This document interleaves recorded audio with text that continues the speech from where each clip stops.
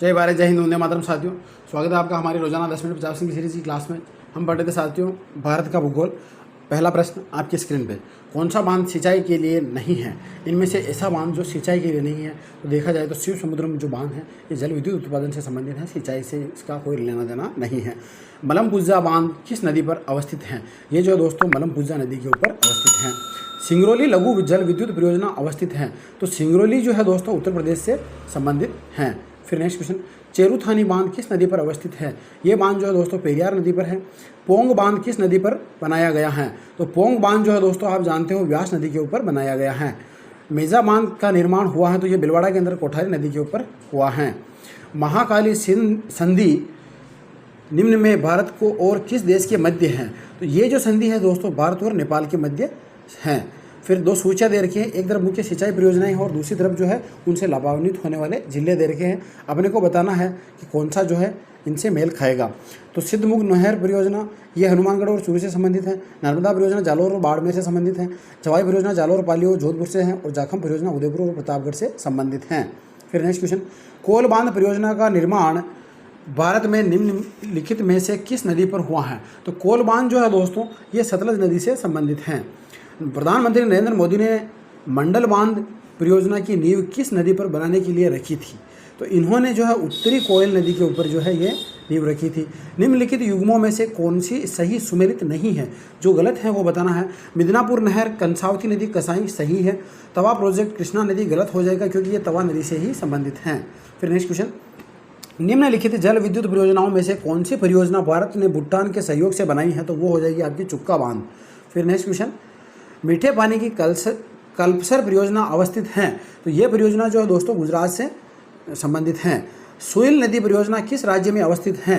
तो सोइल नदी जो है हिमाचल प्रदेश में स्थित है। फिर यहाँ दो सूचियाँ दे रखी है और इनको जो है अपने को मिलाना है। तो देखिए, स्वतंत्र भारत की पहली नदी घाटी परियोजना दामोदर है। पुनरुत्थित भारत का नवीन मंदिर ये बागड़ा नांगल बांध को कहा था नेहरू जी ने। स्वतंत्र भारत का पहला बांध तिलैया बांध है और भारत का सबसे बड़ा जलाशय जो है इंदिरा सागर जलाशय है। फिर नेक्स्ट क्वेश्चन, निम्न में से कौन सा असंगत? अब जो इनमें से गलत है वो बताना। तो देखिए, देश का सबसे बड़ा जल विद्युत गृह जाखरी जल विद्युत है। वर्तमान में भारत की सबसे बड़ी जल विद्युत परियोजना कोयना जल विद्युत सही है। भारत का पहला भूमिगत ये मैथुन विद्युत संयंत्र है। भारत का सबसे बड़ा पंप स्टोरेज प्लांट ये पापनासम प्लांट जो कि गलत है क्योंकि ये टिहरी में है। फिर नेक्स्ट क्वेश्चन, भारत की मृदा, देखिए मृदा से संबंधित प्रश्न पहला आपकी स्क्रीन पे।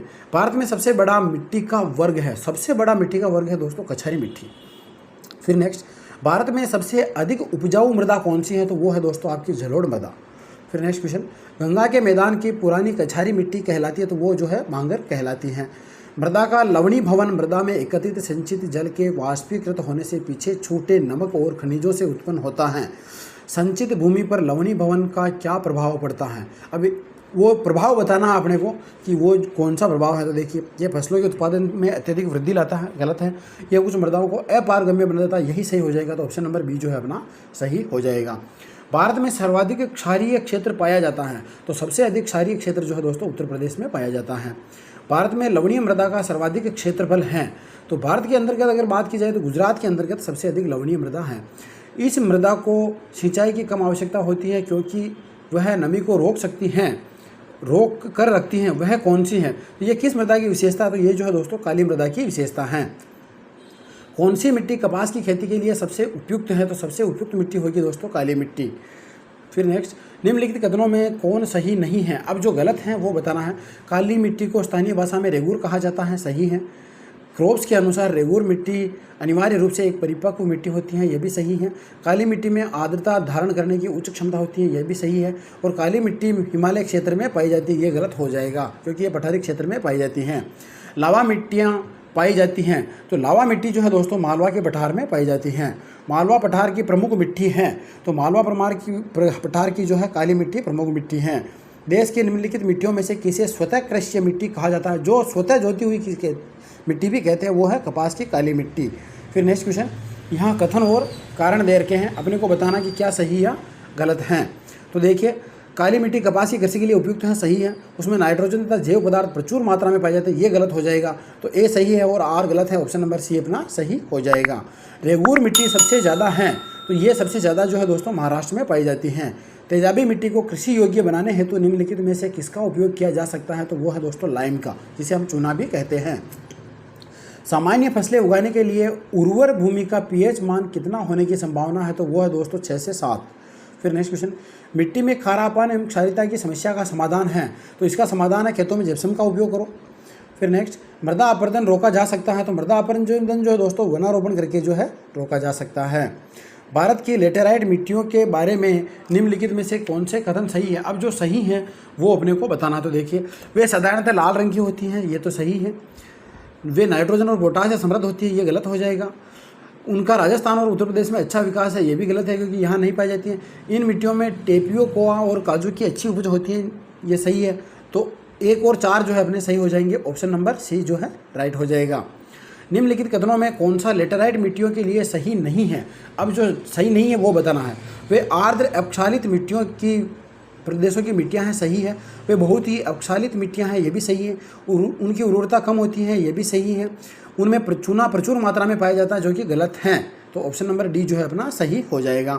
भारत में मृदा अपक्षय समस्या निम्नलिखित में से किससे संबंधित है? अब वो किससे संबंधित है ये है तो अपने को देखना है। तो वेदिका कृषि नहीं है, वनोन्मूलन ये तो है, उष्णकटिबंधीय जलवायु ये नहीं है, तो केवल 2 हो जाएगा। ऑप्शन नंबर बी जो है अपना सही हो जाएगा। मृदा संरक्षण के संदर्भ में निम्नलिखित प्रचलन पद्धतियों पर विचार कीजिए। अब यहाँ कुछ प्रचलित पद्धतियाँ दे रखी है मृदा के संरक्षण से संबंधित, अपने को बताना है कि क्या सही है या गलत है। तो देखिए, सस्यावर्तन या फसलों का हेरफेर सही हो जाएगा। बालू की बाढ़ ये गलत हो जाएगा। वेदिका निर्माण ये सही हो जाएगा और वायुरोध ये भी सही हो जाएगा। तो 1, 3 और 4 जो है अपना सही हो जाएगा। ऑप्शन नंबर सी।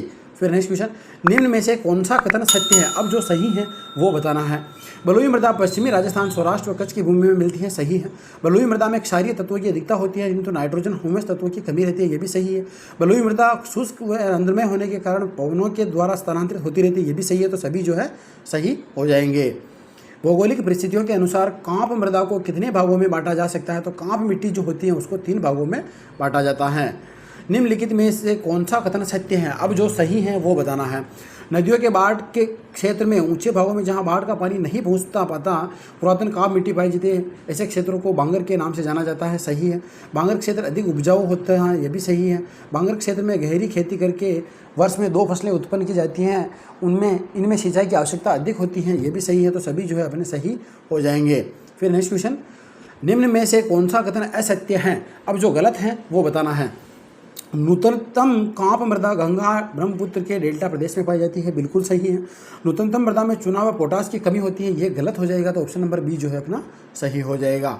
रचना विधि के अनुसार मिट्टी के कितने प्रकार होते हैं? तो ये जो है 2 प्रकार होते हैं। निम्न में से कौन सी कांप मृदा की विशेषता नहीं है? जो कांप मृदा की विशेषता नहीं है उनमें से अगर देखा जाए दोस्तों तो इस मृदा में नमी अधिक समय तक नहीं रहती, यही हो जाएगा। फिर नेक्स्ट क्वेश्चन, निम्न में से कौन सा कथन पर्वतीय मृदा के बारे में असत्य है? जो गलत है वो बताना। यह मिट्टी हिमालय पर्वतीय क्षेत्र में मिलती है, ये तो सही है। अपरिपक्व होने के कारण यह मिट्टी मोटे कणों वाली व कंकड़ पत्थर युक्त होती है, अतः इसे क्षारीय मिट्टी कहा जाता है, ये गलत हो जाएगा। तो ऑप्शन नंबर बी जो है अपना सही हो जाएगा। लाल मृदा के बारे में कौन सा कथन सत्य है? मतलब इनमें से कौन सा कथन जो है लाल मिट्टी के लिए सही होगा? लाल मृदा की यह विशेषता है कि यह छिद्रदार होती है, सही है। इस मिट्टी में आर्द्रता बनाए रखने की क्षमता नहीं होती है, इसलिए इसमें सिंचाई की आवश्यकता पड़ती है, ये भी सही है। यह मिट्टी उपजाऊ नहीं होती है, ये भी सही है। इस मृदा में खाद के उपयोग से इसकी उपयोगिता बढ़ाई जा सकती है, ये भी सही है। तो सभी सही हो जाएंगे। तो ऑप्शन नंबर डी जो है अपना सही हो जाएगा। तो ये थी दोस्तों अपनी रोजाना 10 मिनट 50 प्रश्न की सीरीज़ की आज की क्लास। आशा करता हूँ आपको क्लास पसंद आई होगी। अगर क्लास अच्छी लगी हो तो लाइक, शेयर और सब्सक्राइब जरूर करें। धन्यवाद।